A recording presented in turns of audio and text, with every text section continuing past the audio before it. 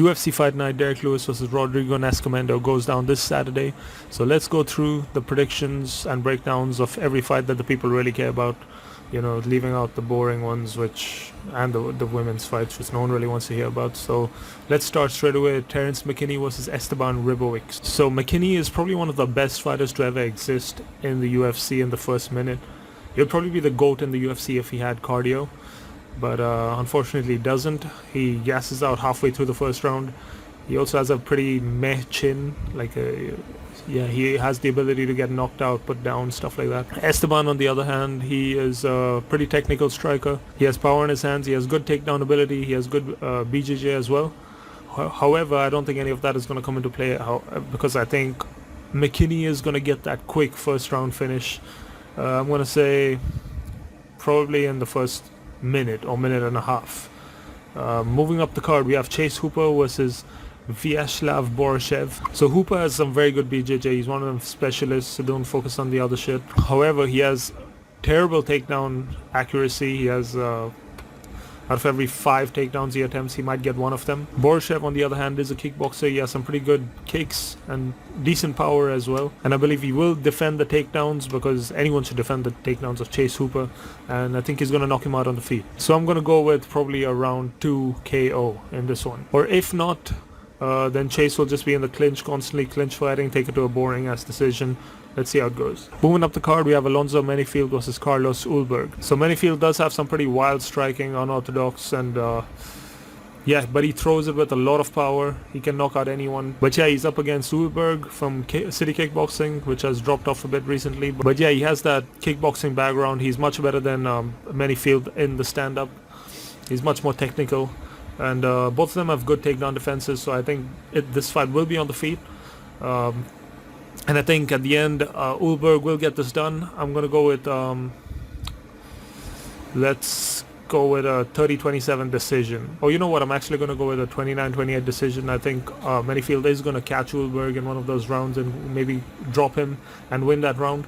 However, I think overall Ulberg is the better striker and he's going to win this fight. Moving up the card, we have Joaquin Buckley versus Nursulton Ruziboev. So Buckley did want the main event. He called it out on UFC 300's press conference, but he is getting the co-main.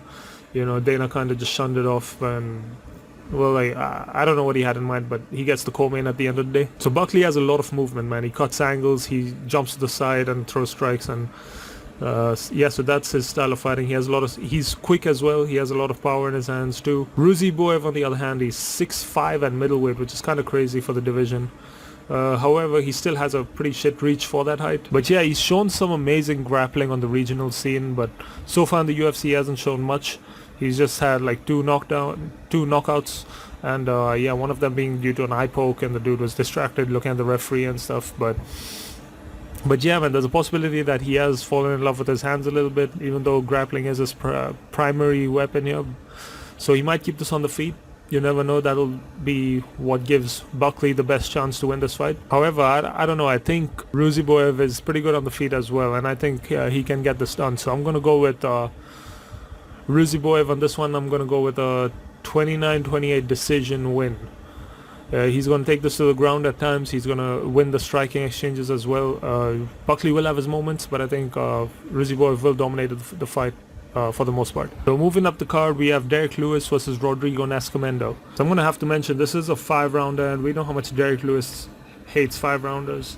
He's also 39 years of age, so he's getting up there, but it's heavyweight at the end of the day. He's also 1-4 in his last 5 fights, which is disappointing, but he has gone up against some pretty good competition, so you can't really blame him for that. So Nascamento will come forward throwing strikes to try and close the distance and get the clinch, but I do think that's very dangerous for him. I think Lewis has a very good chance of landing a counter in those exchanges and getting the knockout. However, even if he does get through and gets the clinch, I think it's going to be very difficult for him to get the takedowns.